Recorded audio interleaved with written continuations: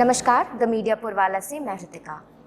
कहते हैं कि हर मंजिल की एक पहचान होती है और हर सफ़र की एक कहानी होती है, और ऐसी ही कहानी जानने आज हम बात करने वाले हैं जमशेदपुर के अधिराज बरुआ जी से, जिन्होंने एक बहुत ही यूनिक और बहुत ही बड़ा काम करने का फैसला कर लिया है। अधिराज जी इंडिया टूर पर निकलने वाले हैं, पर इसमें खास ये है कि वो साइकिलिंग के थ्रू अपनी पूरी जर्नी को कवर करेंगे। तो आइए जानते हैं कि आखिर इससे जुड़ी उन्होंने क्या तैयारियां की हैं और वो क्या अपना विजन रखते हैं। Hello sir. हेलो। सबसे पहले तो हम जानना चाहेंगे कि what are your plans about this tour, कि आपने किस तरह की तैयारियां की हैं, आप कैसे प्लान कर रहे हैं एवरीथिंग। एक्चुअली मेरा बचपन से एक सपना था, ड्रीम था कि मैं होल इंडिया देखूं, अलग अलग तरीक़ा के, जैसे हिस्टोरिकल प्लेसेस हो गए, फॉरेस्ट एरियाज़ हो गए, हिल एरियाज़ हो गए। मैं बचपन से भी बहुत बार जाता था अलग अलग जगहों पे घूमने के लिए। कई बार मेरे जो स्कूल है कि केरला पब्लिक स्कूल, वो हमें एक बार 9th क्लास से एक्सकर्शन भी लेके गए थे भूटान, तो मैं भी गया था उस टाइम पे। तो मुझे घूमने का बचपन से शौक़ था। तो अचानक घूमते घूमते मैंने सोचा कि एक बार मैं इंडिया घूमूंगा, लेकिन मैंने कभी ये सोचा नहीं था कि मैं साइकिल से जाऊंगा। इवन मेरे फादर जो है वो 1987 में साइकिल टूर किए हैं, तो उनसे भी एक घूमने का इंस्पिरेशन मिला, लेकिन साइकिल से घूमने का इंस्पिरेशन नहीं मिला था, वैसा मोटिवेशन उतना नहीं आया था। तो मैं जाते जाते देखा कि एक बार रिसेंटली मैं जस्ट कोविड से पहले, लॉकडाउन से पहले, मैं मनाली से भी घूम के आया था। तो रिसेंटली मनाली गया, तो यहाँ से टाटा से लेके मनाली अप डाउन किया, तो उसमें कम से कम 10,000 रुपीज़ मेरे खर्च हो गए थे। तो मैंने सोचा कि अगर से मनाली घूमने में मेरा 10,000 खर्चा हो गया, तो इंडिया घूमने में बहुत ज़्यादा खर्चा हो सकता है। तो इसी में मैं सोच रहा था। सोचते एक दिन मैंने पापा के पिक्स फ़ोटो सब देख रहा था टूर के। पापा कैसे वो इंसिडेंट्स सुनने में आ रहे थे, ऐसे में सुन रहा था कि वो ऐसा करते थे, जगहों पे सोते थे, ऐसे ऐसे एडवेंचरस चीज़ करते थे। तो करते करते एक दिन मुझे भी लगा कि क्यों ना मैं भी साइकिल से करूँ। तो एक दिन मैंने पापा कुछ बोला नहीं, मैंने खुद निकल गया अपना साइकिल लेके। साइकिलिंग वैसे भी मैं जॉगिंग वगैरह करता ही हूँ, और नॉर्मल वर्कआउट्स करता ही हूँ, मैं फ्री हैंड वर्कआउट्स करता हूँ। तो एक दिन मैं साइकिल लेके निकल पा रहा, मैंने पोटेंशियल अपना देखा मैं कितना कर सकता हूँ। तो मैंने देखा 15 किलोमीटर्स मैंने 1 घंटा में कर लिया था। तो उस दिन मेरे फादर को जाके बोला कि पापा मैं इंडिया टूर करना चाहता हूँ साइकिल से आपके जैसा। तो उन्होंने एक बार में हाँ कर दिया था। तो मैंने तब उसके बाद से एक नया साइकिल उसी टाइम लिया था, 6 महीना पहले। उसके बाद उसी साइकिल में मैं प्रैक्टिस करना स्टार्ट किया, और प्रैक्टिस करते करते अभी जस्ट हाल फिलहाल में मैं 6 सितंबर को एक डेमो टूर लिया, क्योंकि मैं नॉर्मली अप डाउन करता हूँ 50-60 किलोमीटर्स, जैसे चांडिल हो गया, चांडिल से अप डाउन हो गया, हाथा से अप डाउन हो गया, तकरीबन 3.5-4 घंटा में मैं अप डाउन कर लेता था।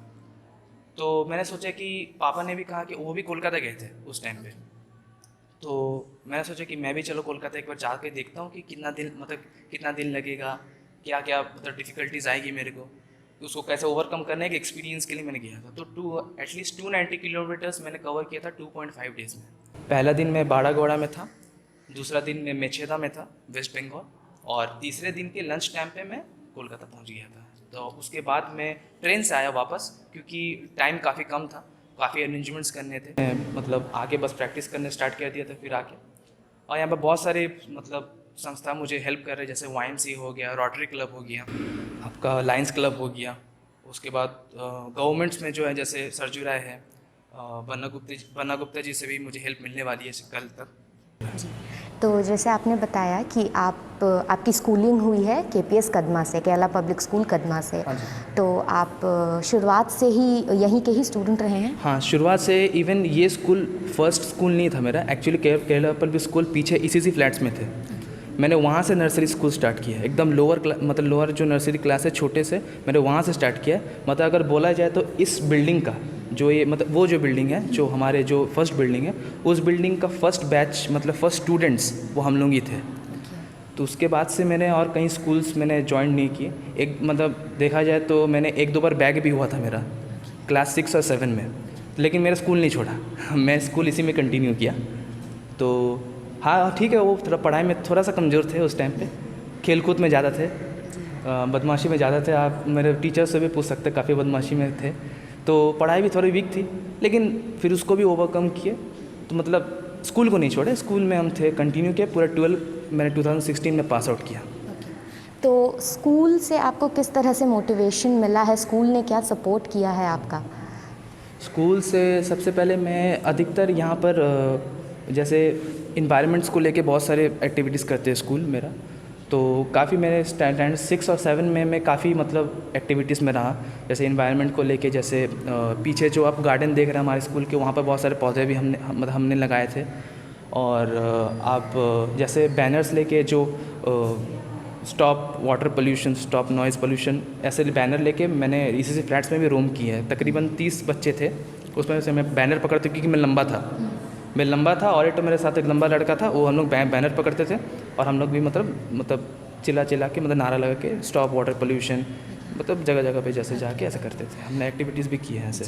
तो राइट नाउ आपकी ये जो टूर की बात है, इंडिया टूर की बात है थ्रू साइकिलिंग, तो ये जानने के बाद फिर स्कूल की तरफ से आपके जितने भी टीचर्स होंगे, प्रिंसिपल्स होंगे, obviously all of them would have been proud, they would have felt proud.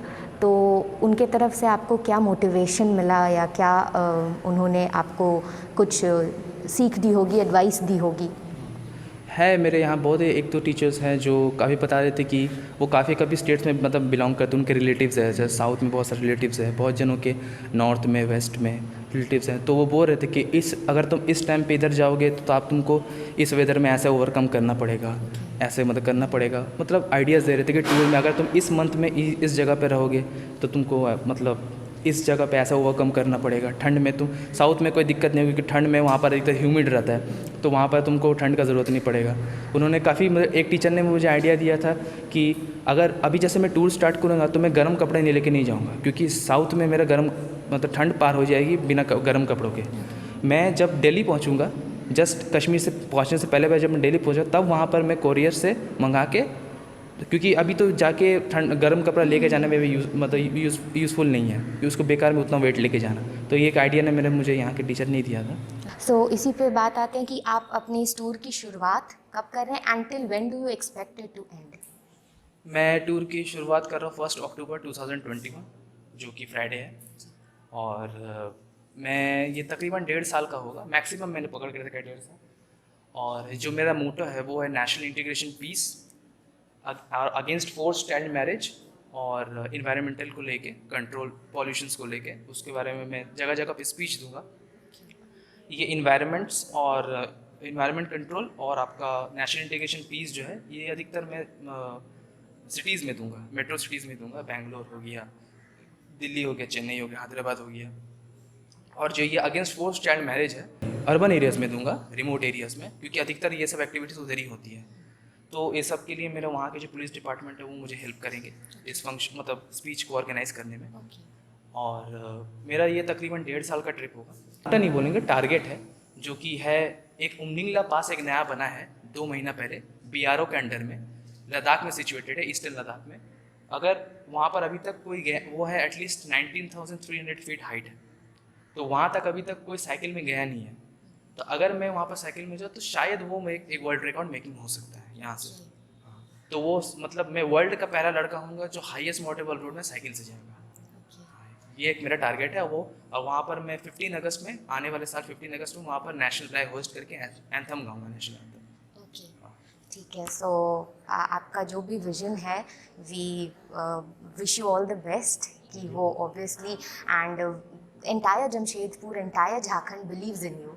And आखिरी सवाल आपसे ये रहेगा कि जैसे आप आपके स्कूल के जितने भी जूनियर्स हैं या अभी जो यहाँ पर पढ़ रहे हैं, या इवन जमशेदपुर के जितने भी युवा हैं, जितने भी यूथ हैं, उन सबको आप क्या एक मैसेज देना चाहेंगे ताकि वो जिसे अपने लाइफ में इम्प्लीमेंट कर सकें?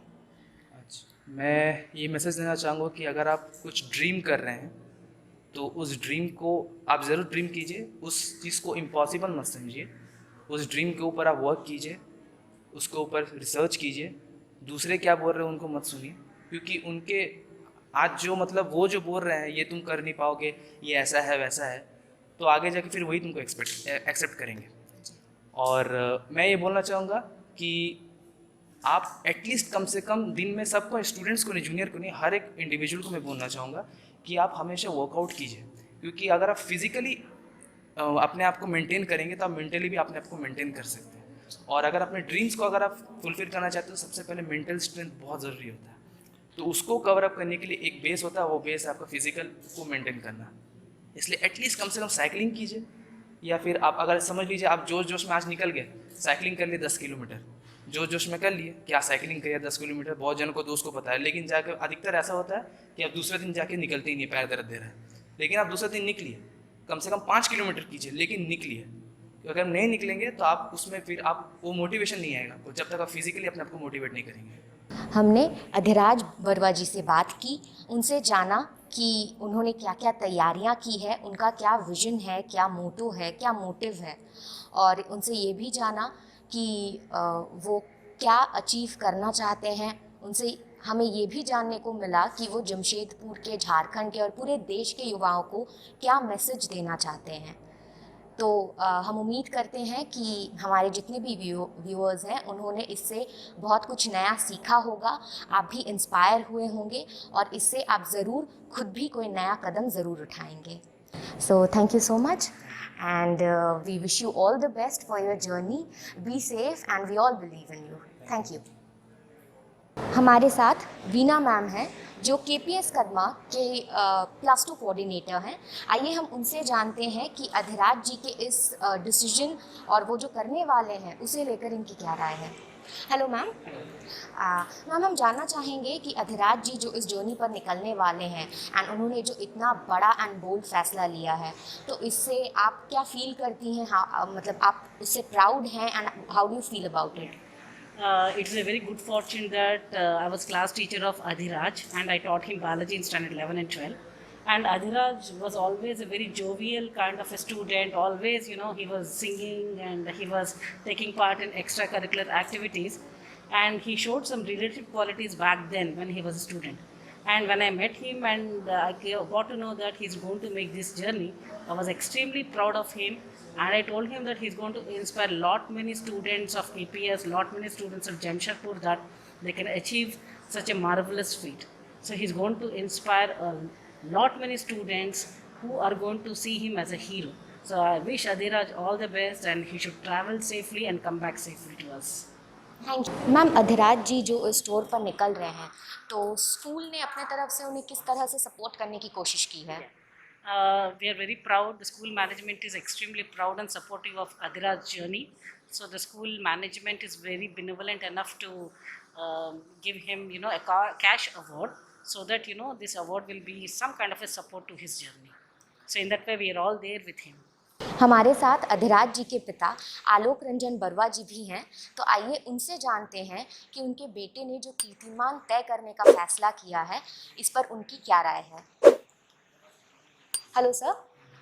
सर, अधिराज जी ने जो फैसला लिया है, तो इससे उन्होंने ज़रूर आपसे सबसे पहले बात की होगी इसके बारे में, तो पहली बार उनका ये फैसला सुनने पर आपके क्या रिएक्शंस रहे?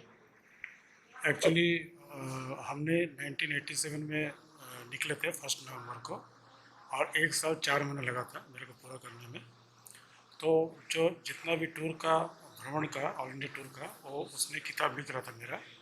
तो लिखते लिखते उसको बहुत एक्साइटेड लगा, बहुत कैसा कैसा हो रहा है, कहाँ पर कैसा क्या है। सुनते सुनते उसको मन में इच्छा हुआ कि मैं भी जाऊँगा। एक दिन बोला कि पिताजी क्या आप मुझे छोड़ोगे, ऑल इंडिया टूर करना चाहता हूँ मैं। हमने एक ही बार में बोला कि हाँ एकदम तुम जा सकते हो, कोई दिक्कत नहीं है। तो नो हेजिटेशन, एकदम तुरंत बोला था। पिताजी आप कुछ बोला नहीं, आप चकित नहीं हुए कि हम नहीं पूछा। चकित होने का क्या है, ये तो अच्छी बात है कि आप ऑल इंडिया टूर करेंगे। स्वामी विवेकानंद जी बोले थे, हर एक युवक को बोला था कि आप भारत भ्रमण करो।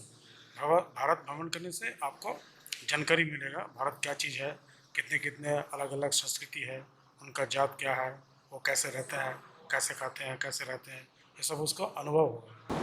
जैसा कि आपने देखा और सुना, हमने अधिराज बरवा जी से बात की, उनसे जाना कि वो क्या सोच के साथ इस ऑल इंडिया टूर पर साइकिलिंग के थ्रू निकल रहे हैं, और उनके जज्बे को हम सलाम करते हैं। हमने उनके स्कूल में आकर उनके टीचर्स से भी बात की, साथ ही हमने उनके पिता आलोक रंजन बरवा जी से भी बात की और जाना कि वो कितना गौरवान्वित महसूस कर रहे हैं अधिराज जी के इस फैसले से। और अब अधिराज जी के इस जज्बे को देखते हुए ना सिर्फ पूरा शहर बल्कि पूरा झारखंड और पूरा देश उनके साथ है। द मीडियापुर वाला ऐसी ही और कहानियों के साथ आता रहेगा। So do like, share and subscribe us.